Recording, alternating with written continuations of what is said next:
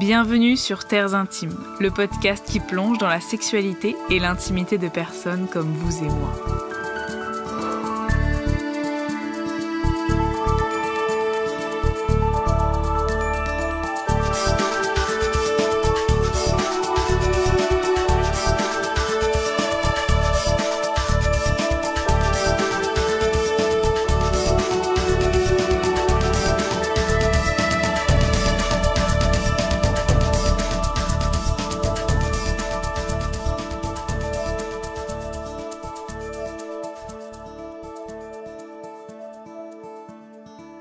Dans ce nouvel épisode de Terres Intimes, je reçois Laurence, une femme de 38 ans que j'ai rencontrée lors d'une retraite sur le féminin sacré.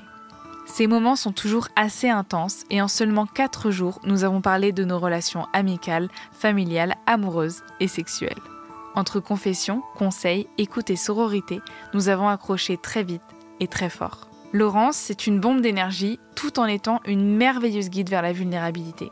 Elle ose foncer vers ses désirs, comme accueillir pleinement ses émotions. Si vous l'avez un jour dans votre groupe lors d'une retraite, elle vous ouvrira le cœur et vous fera rire et pleurer en même temps. Merci à elle d'avoir prêté sa voix, son expérience et son intimité pour ce podcast. Ensemble, nous avons parlé de réconciliation avec son féminin, de corps de femme et corps de maman, de plaisir, de couple, d'écoute et de rencontre d'âme. C'est parti. Bonjour Laurence. Bonjour Juliette. Comment ça va ? Très bien, un peu stressée. Merci beaucoup d'être là aujourd'hui, d'être venue à Paris, de Grenoble. C'est adorable, je suis très très contente de t'avoir ici. On se connaît depuis même pas un mois. Ouais. Parce qu'on est le 16 septembre, donc on se connaît depuis vraiment pile un mois. Et c'est un grand plaisir de t'avoir dans ma vie maintenant. Pour cette première question du podcast Terres Intimes auquel tu participes, est-ce que tu te souviens de l'âge auquel tu as commencé à te poser des questions sur la sexualité ? Alors écoute, non, je me souviens pas de l'âge réellement. Je pense que là, ça devait être tôt et de façon assez classique sur comment on fait les bébés. Mais après, je pense que c'est quand j'ai dû commencer effectivement à me masturber, à découvrir en fait ce plaisir-là. Donc je pense que j'étais quand même petite fille et je dirais ça doit être entre 7 et 9 ans quoi. Un truc comme ça. Est-ce que tu te posais des questions particulières, autres que les bébés sur le plaisir, par exemple ? J'ai aucun souvenir de ça. Et tu pouvais en parler autour de toi, à tes parents ? Oh, très clairement, je pense que non. Enfin, c'est surtout que je ne m'autorisais pas. Je pense que j'aurais pu, avec le recul. Mais alors là, non, c'était quand même pas un sujet de cuisine ou de table, tu vois. On parlait à table. Alors, je me suis masturbée pour la première fois. Qui pourrait témoigner ? Est-ce que tu pouvais en parler à tes amis ensuite, peut-être au collège, au lycée ? Ouais, alors c'est pas tellement directement la sexualité, mais par exemple, je sais que j'ai une de mes, pas amies, mais copines de l'époque, qui a eu ses règles assez tôt, je crois vers 9 ans en CM2, tu vois, typiquement. Donc je pense que c'est ce type de choses qui a déclenché les premières questions là-dessus, tu vois. Les règles, moi je savais pas ce que c'était qu'un tampon, par exemple, c'est une de mes copines qui m'a appris ce que c'était, tu vois. Je me suis entraînée chez elle à en mettre un, enfin tu vois le truc. Pour te dire que ma mère, elle ne m'a pas du tout préparée à ça, par exemple. Après, effectivement, avec, je dirais pas des copines, mais avec ma meilleure amie, parce que j'ai une meilleure amie et elle s'appelait Juliette. Je tiens à te le dire. Et du coup, avec ma meilleure amie, effectivement, on se parlait de tout, donc on parlait de ça. Ok. Quel souvenir gardes-tu de tes premières fois ? Ah bah écoute, je garde surtout un souvenir de mes 2 premières fois, puisqu'il y en a une, la première fois c'était le soir, et la deuxième fois c'était le matin, avec la même personne, hein, je précise. Écoute, c'était quelqu'un que j'aimais profondément, j'étais sa première fois lui aussi, il m'aimait également. Je peux pas dire que c'était agréable, mais c'était doux, en tout cas. T'es restée longtemps avec cette personne ou pas ? Ouais, je suis restée. Alors, ça a été un peu épique. Hein. Ça a été, c'était une relation passionnelle, fusionnelle, mais très destructrice. Donc, on a été ensemble, je sais plus, c'est 4 ou 5 ans, mais par épisode. Voilà, c'était un peu un dragueur invétéré, dirons-nous. Comment est-ce que tu définirais l'intimité ? Qu'est-ce que ça représente pour toi ? Écoute, l'intimité, pour moi, je pense que ça rime avec vulnérabilité. Aujourd'hui, je t'aurais peut-être pas répondu ça il y a encore 1 ou 2 ans en arrière. Et c'est vraiment la capacité à être nue, mais pas au sens physique du terme, mais à être vraiment nue, c'est-à-dire mettre mon âme à nu, quoi.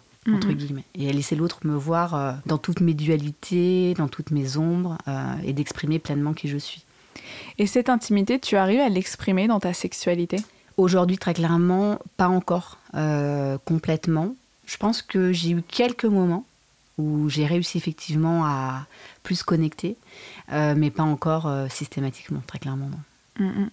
Et quelle différence tu vois dans la sexualité que tu vis peut-être normale, entre guillemets, et la sexualité où tu arrives à être dans le cœur et dans cette intimité-là ? Moi, j'y mets beaucoup de spiritualité aujourd'hui. J'y mets vraiment une dimension sacrée, une connexion du coup plus d'âme à âme. Et là, effectivement, j'ai moins encore besoin effectivement d'avancer, de me découvrir plus moi-même, je pense, pour être encore plus connectée à l'autre. Et puis, c'est un chemin que je dois faire avec mon partenaire qui, pour le coup, est pas fermé, mais pas très ouvert non plus à la spiritualité. Donc, du coup, on va dire entre moi qui veut y aller, mais qui fait une fois un pas en avant, une fois en arrière, et lui, où il est prêt à lire un bouquin avec moi sur le slow sex, par exemple, ou Foufoune cosmique de Mallory, il n'est pas contre, mais il ne va pas être initiateur de ça. Et moi, il y a une partie de moi qui a envie de me laisser porter par un homme sur ce sujet. C'est un peu bécassou, ou je ne sais pas, mais c'est un peu comme si j'avais besoin de plus être initiée qu'initiatrice, en fait, pour m'abandonner pleinement. Et en même temps, effectivement, à chaque fois où on a eu ces moments-là, c'est moi qui étais initiatrice. Et c'était quand même des bons moments. Mais voilà, il me manque encore le fait de peut-être me laisser porter. Tu t'es mariée assez jeune avec ton partenaire. Ouais. Est-ce que cet engagement a changé quelque chose pour toi vis-à-vis de ton intimité, de ta bulle ? Alors, je ne me suis pas mariée jeune, mais j'ai été en couple avec lui depuis longtemps. Et on s'est mariés en fait au bout de 9 ans de relation. Okay. Donc, mais on a été effectivement ensemble depuis longtemps. Et rappelle-moi la question, parce que du coup, j'ai oublié. C'est qu'est-ce que ça a changé dans ton intimité d'avoir quelqu'un en fait avec qui tu partageais ton quotidien ? C'est quoi le sens de ta question, précisément ? En fait, c'est quand tu es en relation pendant très longtemps avec quelqu'un, est-ce que ton intimité, elle change la manière que tu as d'être avec toi-même ? Parce que finalement, tu partages ta vie, ton quotidien avec quelqu'un. Donc comment tu arrives à trouver ces instants où tu te reconnectes à ton intimité ? Est-ce que c'est pas plus compliqué que quand t'es pas en couple ? Je sais pas, parce qu'en fait, la problématique que j'ai moi, c'est que j'ai été peu pas en couple. Je suis le cas de la nana qui a pas vécu vraiment toute seule, quoi, tu vois. Et donc du coup, je pense que c'est effectivement la problématique, c'est que j'ai toujours été avec l'autre et je pense que j'étais beaucoup dans la suradaptation, en fait, à ce que je devais être pour l'autre. Et il y a que maintenant où je prends plus de temps pour être seule, en fait, que du coup, ça change des choses. Après, on a été longtemps sans enfants, on est resté du coup 10 ans ensemble sans enfants, donc de l'indépendance et du temps pour moi, on est 2 personnes assez indépendantes. J'en avais, mais d'un point de vue de la relation, de la sexualité, je pense que j'étais pas tellement à m'adapter à lui, je pense que j'étais surtout dans des croyances et des conditionnements du rôle de ce que doit être une femme, d'une mère, et je pense que quelque part, lui a été... Enfin, je suis la première femme de laquelle il a été amoureux. Donc, avant, il avait une sexualité qui était très différente de la sexualité qu'on a pu avoir ensemble, où lui, il m'a dit, en gros, tu m'as appris à faire l'amour. Donc, c'est hyper beau. Mais moi, j'ai l'impression de n'avoir jamais fait autre chose que de faire l'amour avec un homme, parce que je n'ai couché qu'avec des, entre guillemets, hormis un où c'était une connerie d'ailleurs, mais qu'avec, d'ailleurs, que j'ai bien senti que lui ne me faisait pas l'amour, tu vois, et du coup, ça m'a profondément pas plu à l'époque. Et donc, du coup, si tu veux, j'ai du mal à, moi, faire le distinguo, parce que pour le coup, j'ai plutôt été avec des hommes avec lesquels je faisais l'amour et pas simplement du sexe. Ce qui est un peu en transition, même avec mon mari aujourd'hui, du coup. Parce qu'on apprend à se redécouvrir et justement à casser, en fait, un petit peu les automatismes, la routine qu'on pouvait avoir. Et je pense que ça, c'est le fait qu'à un moment donné, on avait envie, lui et moi, en fait, d'autres choses, quoi. On a voulu se réveiller, remettre un peu de piment dans notre couple. Et donc, du coup, voilà, on se permet effectivement de, des fois, faire l'amour et des fois, faire du sexe pour du sexe, quoi. Même si... Avec lui, il y aura toujours des sentiments, quoi. C'est pas... En fait, là, avec lui, quand tu fais du sexe, donc quand tu fais pas l'amour, ça reste quand même juste pour toi. Par rapport à la personne avec qui t'avais couché, où c'était du sexe, ça n'avait pas été OK pour toi. Ouais, parce que là, c'est fait en conscience. C'est-à-dire que c'est fait en conscience et puis c'est fait... on est sur la même longueur d'onde. C'est-à-dire que... Enfin, je dis pas... je suis en totale sécurité, entre guillemets, avec lui. Ça fait 17 ans que tu es avec lui. Tu as 2 garçons de 3 et 7 ans. Quelle a été l'évolution de ton rapport au corps entre avant, pendant et après ces grossesses ? Alors, étonnamment, je pense que j'étais assez déconnectée de mon corps et que la maternité m'a appris à me reconnecter à mon corps, mais de façon peut-être un petit peu par le chemin un peu difficile. Il faut savoir que j'ai fait un diastasis des grands droits à ma première grossesse, parce que j'ai accouché d'un petit garçon qui faisait 4,40 kg.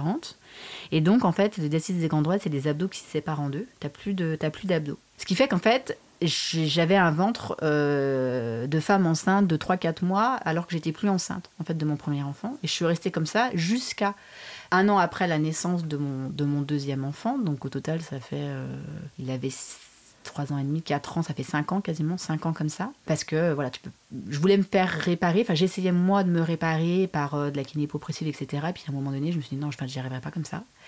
Et j'ai pris la décision effectivement de me faire opérer en fait, et de subir une abdominoplastie. Et ça a été compliqué pour moi de prendre cette décision parce que j'avais un peu des croyances sur la chirurgie esthétique. Je voyais ça de façon pas très naturelle en fait. Et en réalité, ça a été vraiment une sorte de chirurgie réparatrice pour moi, parce que c'est comme si, en faisant cette chirurgie, je redevenais femme. Et je me suis remis dans mon corps de femme. Et il y a une partie de moi, dans mon désir, dans la capacité à séduire. Alors moi, j'ai jamais été une grosse séductrice, hein. J'étais plutôt la romantique qui laisse venir à elle. Je suis capable de bien faire comprendre, hein, si quelqu'un me plaît, mais mais voilà, je suis pas du genre à faire trop les premiers pas. Et là, effectivement, j'ai senti quand même que ça me reconnectait à ça. Donc j'ai retrouvé mon corps de femme grâce à cette opération-là, et j'ai l'impression d'être presque même devenue femme. Du coup, il y a pas si longtemps que ça. Pour toi, c'était pas naturel de prendre la chirurgie esthétique parce que c'était quoi exactement tes croyances négatives autour de ça, j'imagine ? Mes croyances négatives, c'était que c'est un gros surfait, qu'en gros, c'est qu'il y a une partie où on s'accepte pas tel qu'on est, alors qu'effectivement, pour moi, la beauté, c'est quelque chose de subjectif. Et en gros, c'est qu'on rentre encore dans des dictates dictés par la société.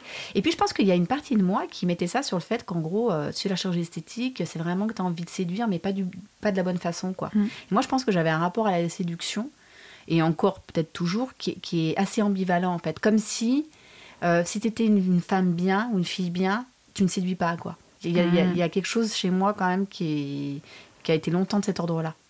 Il y a l'archétype de l'ensorceleuse qui est quand même très présente, qui dit qu'une femme un peu mauvaise, elle va séduire et manipuler, et que ça va être un peu dans le dark. C'est ça. Et aller dans la lumière, il y a aussi ce truc de la belle pucelle. Enfin, c'est pas exactement ça, mais ces archétypes sont quand même très présents. Et moi, je vais être une fille bien, donc je vais pas séduire et je vais me laisser porter par l'homme qui va me donner les réponses. Et c'est des archétypes qui sont hyper présents. Donc, je dis ça parce que ce que tu dis me parle beaucoup. Et oui, donc tu as découvert que la chirurgie esthétique pouvait vraiment faire partie d'un processus de guérison et de découverte de soi. En tout cas, pour moi, ça a vraiment réparé, et j'allais dire même fait naître la femme, en fait, en moi. Parce que du coup, j'ai transcendé une croyance, je pense, par rapport à la chirurgie esthétique. Et en plus, physiquement, j'ai retrouvé un physique de femme. J'avais plus l'air d'être une femme enceinte. Et je pense que ça a aussi vachement adouci, du coup, ma relation aux hommes. Parce que moi, j'ai une énergie très yang à la base. J'ai fait une carrière professionnelle où j'étais confrontée à pas mal de relations avec des hommes dans ma hiérarchie. Et du coup, j'étais dans un rapport très de rivalité. Parce que je voulais justement absolument qu'il n'y ait aucune ambiguïté sur le fait que je pouvais avoir des promotions, voilà, parce que j'étais mignonne ou quoi que ce soit. Donc j'étais quand même quelqu'un d'apprêté. Je ne peux pas dire que voilà, mais j'avais un rapport qui était quand même très dans la rivalité pour qu'il n'y ait aucune ambiguïté possible. Attends, mais il y a trop de questions qui me viennent, c'est trop intéressant ce que tu me dis. Est-ce qu'aujourd'hui, avec justement ce changement de perception par rapport à ton corps, ce rapport aux hommes, il a changé ? Je pense qu'il a changé après. Moi, je pense qu'il a changé parce que j'y mets plus de douceur. Et en fait, aujourd'hui, je me suis rendu compte d'une chose, c'est que... déjà, je fais la distinction d'être en amour pour quelqu'un et d'être amoureuse de quelqu'un. Donc, c'est subtil, mais ça fait quand même la différence. Et aujourd'hui, je me sens suffisamment assise pour être en amour pour éventuellement un autre homme, sans être amoureuse d'un autre homme, et en n'ayant plus peur de l'ambiguïté. Parce qu'en fait, il peut rien se passer si à un moment où moi je ne suis pas d'accord, en fait. Et donc, du coup, j'arrête d'avoir peur qu'il y ait cette ambiguïté, puisqu'en fait, il peut y avoir une ambiguïté, c'est normal. Mais en fait, moi, je suis aujourd'hui plus à l'aise peut-être pour en parler. Et est-ce que ce cheminement a fait en sorte que tu te sentes professionnellement plus légitime ? Et ce qui fait que tu te poses moins de questions sur je veux pas qu'on croie ça au niveau des promotions, et juste tu te dis si j'ai une promotion, c'est que je la mérite. Non, alors professionnellement, je me suis toujours sentie quand même légitime. Et aujourd'hui, j'ai monté ma boîte, donc en fait, j'ai plus le problème. Parce que je me pose souvent cette question de... Enfin, je pense que c'est une question que beaucoup de femmes se posent. C'est OK, comment je fais pour surtout pas rentrer dans un système ou être perçue de telle ou telle façon au niveau du travail. Et donc, comment faire pour agir sans se poser 50 000 questions? Bah, moi, je pense qu'il faut travailler sur soi, en fait, parce que le problème, il vient que de soi. Parce que de toute façon, on ne pourra jamais empêcher les autres de penser ce qu'ils pensent. Donc, à un moment donné, oui, si quelque part, il y a une ambiguïté un jour sur le milieu professionnel, et ça semble assez logique, en fait, que ça puisse arriver, sauf si on met une carapace, comme moi, j'ai pu faire. Et de toute façon, on ne pourra jamais empêcher les gens de penser ce qu'ils ont à penser. Donc, c'est juste si on est aligné avec qui on est, et que nous, on sait ce qui est juste, ce qui est vrai ou ce qui n'est pas vrai, et ben en fait, quelque part, on n'attire pas à soi ce type de situation et ce type de choses, quoi. En tout cas, pour moi, c'est comme ça que je le vois. Après, je ne l'ai pas retranscendé aujourd'hui, donc ça reste... Voilà. Aujourd'hui, est-ce que tu dirais que tu l'aimes, ton corps ? Je dirais plutôt que... Je ne dirais pas que je ne l'aime pas. C'est pas tout à fait pareil. Dire que je l'aime, c'est encore compliqué, mais je le déteste pas. Je suis dans un entre-deux, en fait. Est-ce que tu fais des choses au quotidien pour faire évoluer cet amour ? Oui, déjà je suis quelqu'un qui j'adore me faire masser en fait. Donc c'est vrai que par le massage, c'est quelque chose pour moi qui me permet à chaque fois que je me fais masser de me réconcilier en fait avec mon corps. J'en prends soin quand même de mon corps, alors pas tout le temps, mais quand même je fais quand même globalement attention à ce que je mange. Pas tellement en termes de je mange des gâteaux, des trucs comme ça, pas tellement en termes de sur l'aspect calories, mais sur la qualité de ce que je mange. Je mange des bons gâteaux bio. Je mange des bons gâteaux, pas bio, mais je mange des bons gâteaux, c'est-à-dire que je mange de la bonne pâtisserie. C'est-à-dire quitte à ce que ça soit grossière, il y a intérêt que ce soit bon, quoi. Ouais. Pas les trucs chimiques ou industriels, ou même la boulangerie, métro ou quoi. C'est-à-dire que c'est de la bonne pâtisserie. Comme ça, moi, je sais que... Voilà, parce que je suis très gourmande. Mais je fais quand même attention à la qualité, plutôt. Et au fait que ce que je mange, ça me fait plaisir. Mais ça vient pas là pour compenser quelque chose, en tout cas moins qu'avant. Et puis, je fais attention aux produits que je mets sur ma peau. J'essaie d'avoir une activité physique régulière, ce qui n'a pas non plus été le cas. Entre mon job, mon rôle de mère, je prenais plus le temps. Alors que maintenant, je pratique quand même le yoga à peu près 2 fois par semaine et que je vais quand même courir de temps en temps. Donc, j'ai aussi mon rapport au corps qui, par la pratique physique, en fait, fait que même si je n'ai pas changé en termes de silhouette, on se sent quand même mieux dans son corps quand on pratique une activité physique. Est-ce que ces grossesses et ces accouchements ont changé des sensations et des ressentis au niveau de la sexualité ? Ouais, très clairement, il y a des choses qui ont changé. Je pense que quelque part, ça m'a libérée sur certaines choses. Par contre, effectivement, quand il y a 2 enfants qui passent par là, on va dire on est un petit peu moins tonique et serré. Donc, du coup, effectivement, il a fallu vraiment rebosser la rééducation du périnée. Et malgré tout, dans mes rapports, j'ai toujours des fois un petit peu peur que mon mari ne me sente pas assez, en fait. Ou moi, à des moments, j'ai l'impression de moins le sentir, en fait, tout ça, parce que du coup, ça s'est un petit peu élargi.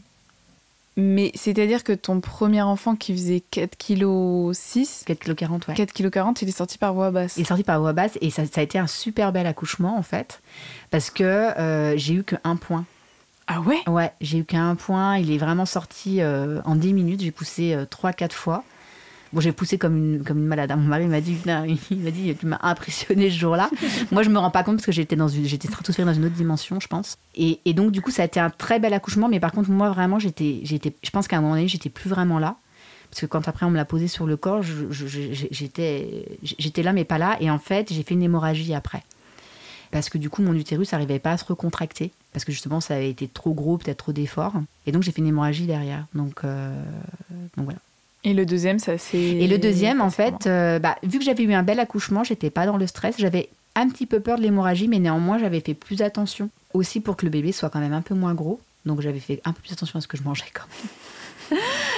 Et donc, le bébé a été plus petit. Il faisait 3 kg 650, je crois. Quand même, hein. Donc, c'est pareil. Lui, il est sorti. Je crois que j'ai eu un point ou même pas de point. Et pour le coup, j'ai pas fait d'hémorragie derrière. Donc, il y a eu vraiment une sorte de réparation. Et presque, en plus, il est sorti en 3h30.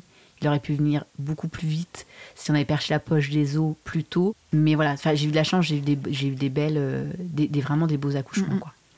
Et tu arrives à en parler ouvertement à ton mari de ces changements de ressenti dans la sexualité, d'intimité? Tu lui en parles ouvertement? Oui, ça par contre, oui, parce que pour le coup, parfois, effectivement, pendant nos rapports, je lui demande est-ce que tu me sens toujours? Et on se le demande en fait. Lui aussi, des fois, me le demande. Donc du coup, pour le coup, ça, c'est pas tabou chez nous. Et ça peut même être une source d'excitation. Est-ce que tu me sens? Ouais, je te sens pas mal. Je te sens bien. Tu as dit tout à l'heure que tu étais gourmande. Ouais. Ça me fait rire parce que quand on s'est rencontrés, on a énormément parlé de bouffe, on parlait énormément de sexualité en utilisant énormément de cuisine. Donc est-ce que tu dirais que tu es gourmande de la vie, de la sexualité, est-ce que tu sens une certaine gourmandise qui peut-être se réveille avec le temps ou qui a toujours été là? Comment tu te définirais? Je pense que je suis assez épicurienne, fondamentalement, mais pas assumée. En fait, c'est un peu le problème. Et qu'effectivement, de plus en plus, je sais pas si c'est la quarantaine qui approche ou pas, mais je pense qu'à un moment donné, j'ai décidé, oui, de plus assumer aussi ce côté-là. Comment est-ce que tu équilibres tes rôles de maman, de femme aimée, aimante, désirée, désirante? Ça a été longtemps pas en fait un sujet, parce qu'en fait, le rôle de mère a pris toute la place. Parce que pour moi, être une bonne mère, c'était une mère qui était hyper présente pour ses enfants. Je bossais beaucoup et le reste du temps, j'étais maman, quoi. Et j'étais dans la culpabilité systématique d'être au travail, mais d'avoir envie d'être avec les enfants. Enfin, pas d'avoir envie, d'avoir le sentiment de devoir être avec les enfants et de, quand j'étais avec les enfants, d'avoir envie d'être au travail. Parce que je suis quelqu'un qui est pas une... Enfin, je suis maternante, mais je suis pas une maman poule. J'ai des sources d'épanouissement qui sont aussi dans une activité professionnelle, dans une activité artistique, et j'ai besoin aussi de beaucoup de temps de solitude. Ce que j'arrivais pas du tout à accepter, parce que pour moi, c'est que j'avais un problème, en fait. C'est que j'aimais pas assez mes enfants, c'est que j'étais une mauvaise mère. Donc ça a été hyper difficile pour moi, parce que j'ai aussi essayé d'être la mère que je pensais être la mère idéale, et j'ai aussi essayé d'être la mère que je pensais que mon mari trouverait que c'était une bonne mère, en fait. Et donc de calquer mon rôle de mère à la fois sur mes croyances et en même temps sur la représentation que je me faisais que mon mari se faisait d'une bonne mère. Donc presque à un moment donné, à l'accuser que c'était de sa faute si j'étais dans ce truc-là. Alors qu'en fait, lui, il ne m'avait jamais rien demandé. Mais je pense que c'est parce que je voulais pas le voir, très clairement. Et donc, du coup, c'est pareil, en fait. J'ai fait un burn-out parental, je pense, quand mon premier fils a eu 1 an, 2 ans, que j'ai pas du tout voulu voir. Le côté soit fort, non, pas toi, etc. Et après, j'ai fait un burn-out professionnel. Et là, voilà, je me suis pris une grosse claque. Donc ça a vraiment été une petite mort, mais pour une vraie renaissance d'être. C'est-à-dire qu'à un moment donné, quand il y a ça, et qu'en gros, il n'y a plus rien qui a de sens et il n'y a plus rien qui a de goût, parce que tu n'es plus toi, mais depuis tellement longtemps qu'en fait, tu sais plus qui tu es, ce que tu aimes et ce que tu veux, et à un moment donné, petit à petit, on se reconnecte. Et on arrive vraiment à se dire qu'en fait, on peut tout être. Parce que moi, j'étais plutôt dans je veux tout avoir. Et je suis passée de je veux tout avoir à je peux tout être. Mais on peut peut-être pas tout être au même moment, en fait. Et c'est ça, aujourd'hui, moi, le cheminement que je fais, c'est que là où avant, j'avais le temps, enfin, je courais après le temps, aujourd'hui, je prends le temps. Et en fait, la chose la plus précieuse que j'ai dans ma vie, en fait, c'est le temps. Et comment je gère mon temps. Parce que c'est par là que passe ma liberté d'être. Quelles décisions, pour toi, ont été les plus importantes après ton burn-out pour prendre soin de toi? Qu'est-ce que tu as mis en marche pour justement aller à ta rencontre? Déjà, c'est de prendre du temps seule avec moi-même, sans culpabiliser, de ne pas être avec mes enfants ou ne pas être avec mon mari et mes enfants. Et d'assumer le fait d'avoir besoin d'être seule. Parce qu'à un moment donné, c'est quand on est seul et pas dans les énergies des autres ou confronté aux autres que déjà, on arrive un peu plus à savoir ce qui est juste pour nous. Sinon, c'est très compliqué. Enfin, en tout cas, pour moi, c'était très compliqué parce que je vais parler plutôt pour moi. Et puis après, c'est en fait aller aussi à la découverte de plein de trucs nouveaux. Et c'est là que moi, en fait, la partie, j'étais déjà très intéressée et j'avais déjà commencé beaucoup de choses en termes de développement personnel, avec la naissance de mon fils et mes premières fonctions managériales qui ont coïncidé quasiment en même temps. Et mon burn-out m'a fait vraiment passer du côté plus spiritualité. Et du coup, ça a commencé vraiment par l'alimentation. C'est-à-dire, vu que je ne travaillais plus, que j'étais en arrêt maladie, en fait, je ne mangeais que ce que j'avais envie et quand j'en avais envie. Et donc, en fait, je me suis retrouvée à plus du tout manger aux heures de repas classiques. Et à manger vraiment, un matin, je pouvais déjeuner, un matin, je pouvais ne pas déjeuner. Un matin, j'avais envie d'un gros gâteau, je mangeais mon gros gâteau. Le lendemain, j'avais envie de manger, j'en sais rien, une salade composée, je faisais ma salade composée. J'avais envie de manger des chips avec un coca, je mangeais des chips avec du coca. Alors que après, je me buvais un jus vert, quoi, par exemple.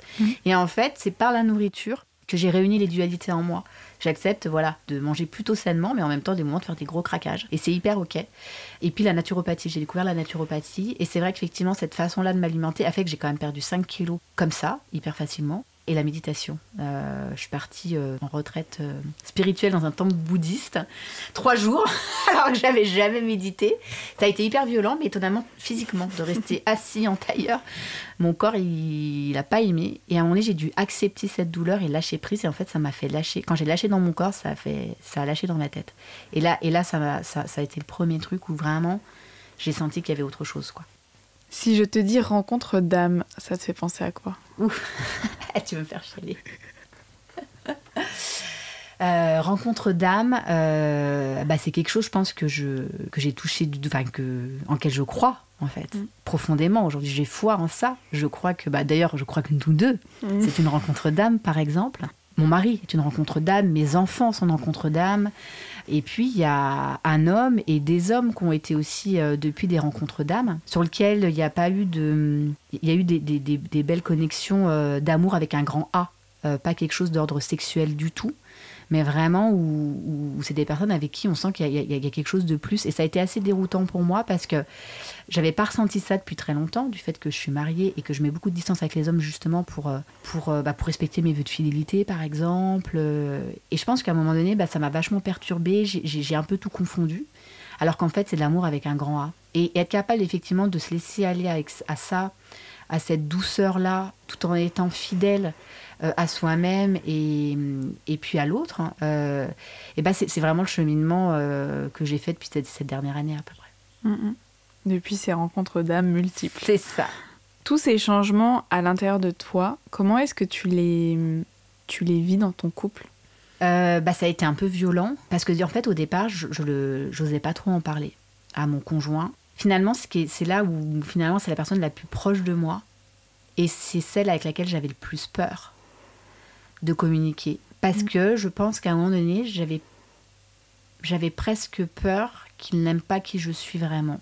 Donc le travail de lui montrer qui j'étais devenue, qui j'étais vraiment, ça a été un gros step. Un gros step dans notre relation. Et bien sûr qu'il m'a accueilli pleinement, en fait. Et encore maintenant. Et donc maintenant, j'ai beaucoup plus de facilité à tout lui raconter, quoi. Même mes trucs un peu de ce que j'appelle de perché. Des fois, il va avec mes pierres, ma sauge. Je comprends pas trop, mais comme il me dit, ça fait du mal à personne tant que tu m'obliges pas à faire ça. Et du coup, ça fait que notre relation, elle est plus authentique. Comment tu te sens à l'intérieur, toi, aujourd'hui? Quel rôle, quelle femme, quelles sont tes envies? Alors, c'est compliqué de répondre à ça parce que je pense qu'aujourd'hui, je suis peut-être un peu... Avant, j'étais quelqu'un qui faisait toujours des projets, qui avait toujours une vision dans le futur hyper présente. Et aujourd'hui, j'ai beaucoup moins de projets long terme. C'est la chose que je dois travailler justement pour me redonner un élan sur du long terme. Et je suis beaucoup dans les envies de l'instant, en fait. Est-ce que tu te sens connectée à ton désir? Ouais. Je pense qu'il est revenu taper. Elle dit ça avec un petit sourire. Ouais, non, parce qu'il est revenu taper à la porte. Très clairement, quand je me suis reconnectée en tant que femme, quand je me suis reconnectée à qui je suis, quand je me suis reconnectée à mon corps, forcément, ça m'a reconnectée à mon désir, quoi. Et du coup, ça, c'est chouette. C'est chouette pour moi, à titre individuel, parce que j'ai beaucoup de choses encore à explorer là-dessus. Et puis, c'est chouette pour mon mari aussi. Et cet chemin qu'on a fait tous les deux, d'ailleurs. Ouais. Comment est-ce que tu le nourris au quotidien, ce désir? Est-ce que tu as des petites choses qui font, ça t'aide, tu sens que Ça te donne envie de manger des petits délices Je pense que c'est le fait de... Le désir, c'est le fait de déjà se sentir jolie. Donc effectivement, à des moments, je me fais jolie et je le fais vraiment quand j'en ai envie, moi, me faire jolie pour moi. Et effectivement, quand je me sens jolie, quand je me sens séduisante, du coup, ça éveille effectivement plus de désir, quoi. Et je crois qu'aujourd'hui, je m'autorise en fait à me laisser des fois submerger par des pensées ou un ressenti qui viennent en fait assez naturellement. Est-ce que tu aimerais que la société déconstruise certaines croyances, notamment autour du couple ? Ouais, parce que très clairement, je pense que aujourd'hui, il y a autant de couples qu'il y a d'individus sur Terre, en fait. Et que je crois que le couple, il faut créer le sien et qu'il n'y a aucune règle. Donc, voilà. C'est quoi pour toi le couple intérieur ? Le couple intérieur, pour moi, c'est vraiment l'alliance du féminin et du masculin en soi. Ça, c'est une quête sans fin. Et justement, comment on y arrive ? On y arrive déjà en prenant conscience, en fait, qu'à l'intérieur de soi, on a autant une polarité masculine qu'une polarité féminine. Il y en a souvent une qui est plus dominante, pour plein de raisons éducationnelles, etc. Sociétales aussi, je pense, transgénérationnelles. Et c'est du coup à un moment donné, sentant que... en tout cas, moi, j'ai vraiment senti cet appel où j'avais besoin de me reconnecter à mon féminin et à reconnecter à cette part de douceur. Mais la première personne dans qui je vais avoir la douceur, c'était moi-même, quoi. Et d'arrêter d'avoir cette intransigeance, ce jugement-là. Et je pense que là-dessus, je me suis vraiment dérigidifiée, quoi. J'étais quelqu'un d'assez rigide, assez dans le jugement de moi-même et de l'autre. Et je pense que j'ai apporté beaucoup de douceur là-dessus. Et puis, la connexion à l'intuition aussi. Elle t'a plu la dernière fois où t'as fait l'amour ? Attends, je réfléchis. Il n'y a pas si longtemps que ça. Ouais, ça m'a plu, ouais. Et quand t'es arrivée, tu m'as dit que en ce moment, t'étais plus dans un mode de coloc avec ton mari. Ouais. Comment est-ce que vous allez dans ces phases de... parce qu'il y a des moments où on travaille trop, il y a plein de choses et c'est OK. Comment vous naviguez entre ces phases ? Avant, on naviguait pas. C'est-à-dire que pendant longtemps, on a eu parfois des longs moments de désert sexuel. Et étonnamment, ça posait pas de problème ni à lui ni à moi. Enfin, à des moments, ça pouvait nous poser des problèmes, à des moments, ça nous posait pas de problème. Et puis, quand j'ai vraiment reconnecté à la femme qui était en moi, forcément, ça, je pense que lui aussi, ça a changé son regard. Et à un moment donné, des événements aussi ont fait qu'il m'a revue en tant que femme et plus que seulement comme la mère de ses enfants.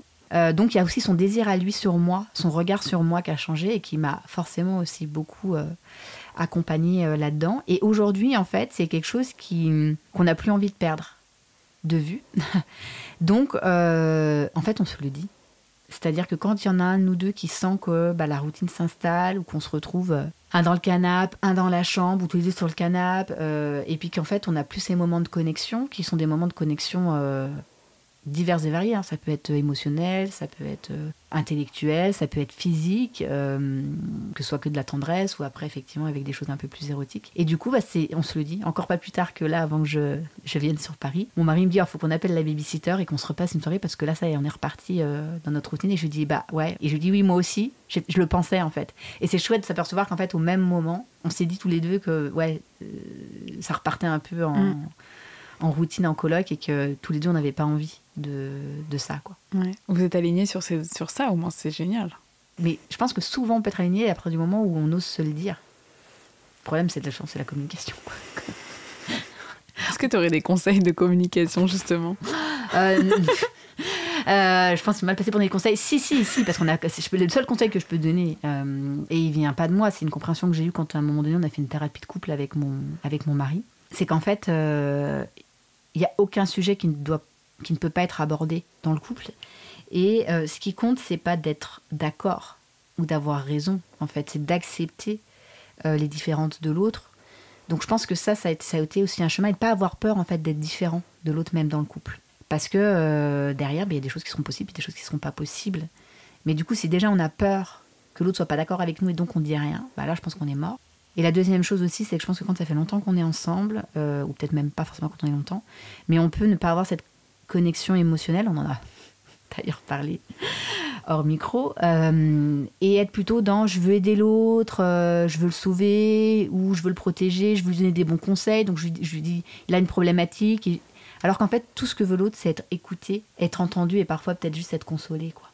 Et ça, je pense que c'est vraiment la clé, parce que quand on est en connexion émotionnelle avec quelqu'un, ben c'est magique, quoi. Bah, ça me fait penser à des moments où ça nous est déjà arrivé avec mon partenaire, qui me dise quelque chose ou que je lui dise quelque chose et qui commence à m'expliquer un truc et je suis là, non, là, j'ai juste besoin de te dire. Et en fait, c'est ma mère qui m'avait conseillé de prévenir quand je dis quelque chose pour avoir un conseil ou quand je dis quelque chose parce que là, j'ai besoin d'ouvrir mon cœur. Hyper sage. Et, de sagesse, ma mère est Bouddha. De sagesse, cette maman. Ouais, c'est hyper juste. Et c'est vrai que je m'étais dit que ça rentre aussi dans le truc de la communication. C'est clairement dire pourquoi je communique avec toi maintenant. Genre, je communique parce que là, j'ai envie d'être entendu, ouais. D'être écouté. J'ai passé une journée de merde, j'ai juste envie de la partager. J'ai pas besoin que tu me dises les conseils pour discuter avec ton boss. Non, je veux juste me plaindre. C'est ça. Je veux juste que tu... Enfin, c'est pas tellement se plaindre. Je pense que c'est vraiment qu'on a envie de partager une émotion. Et en fait, quand nous, on l'a vraiment ressenti, je pense que ça faisait un petit moment qu'on était plutôt à donner des conseils. Et en fait, lors d'une séance de thérapie, alors ça faisait un peu bécassou parce que c'est la méthode un peu du perroquet, c'est-à-dire que c'est juste reformuler ce que l'autre vient de dire. C'est-à-dire accuser réception et reformuler. Donc on a l'impression qu'on fait le perroquet, qu'on est un peu con.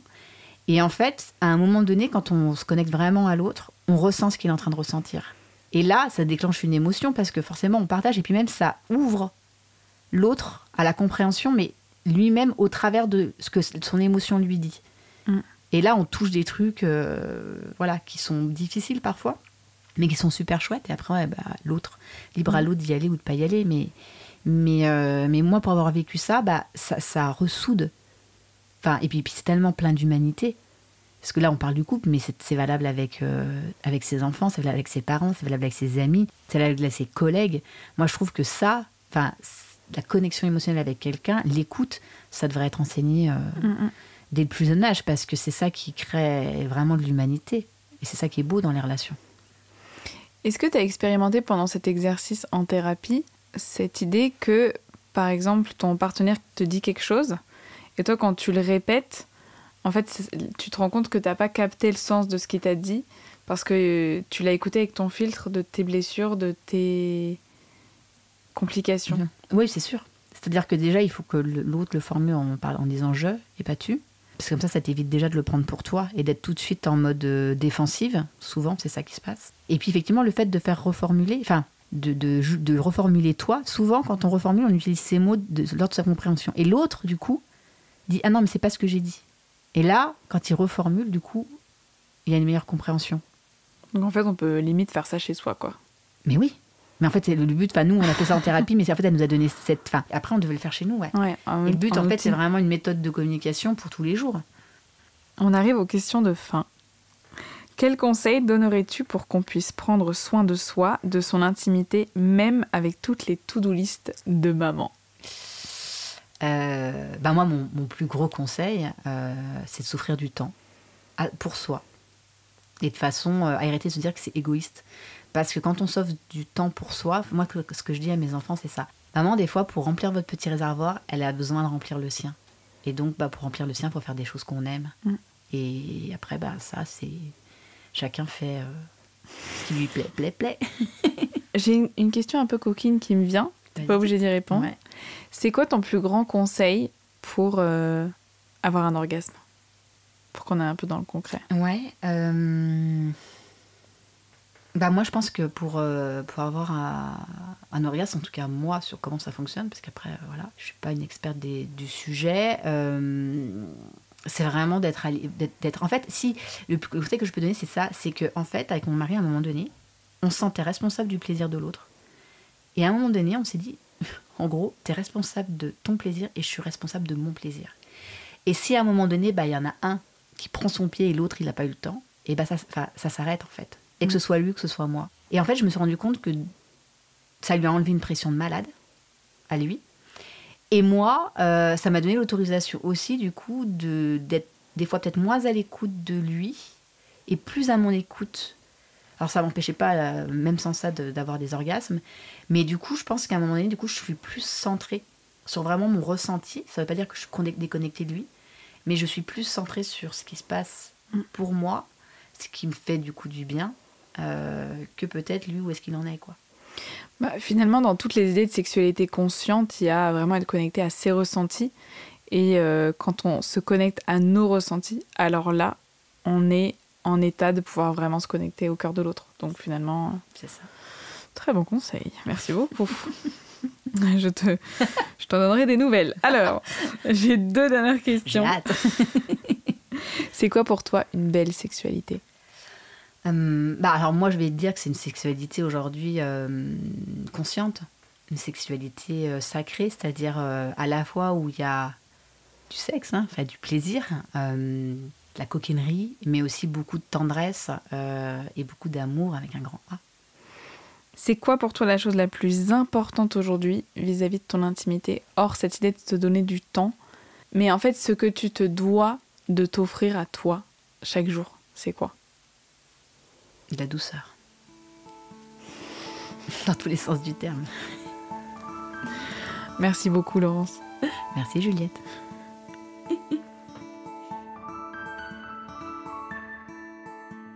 Le podcast Terres Intimes est produit par la plateforme Juliette fait la révolution, dédiée à l'écologie intérieure. Si l'épisode vous a plu, n'hésitez pas à le partager à vos proches, à mettre des petites étoiles sur Apple Podcast ou à venir vous abonner sur le compte Instagram Juliette fait la révolution.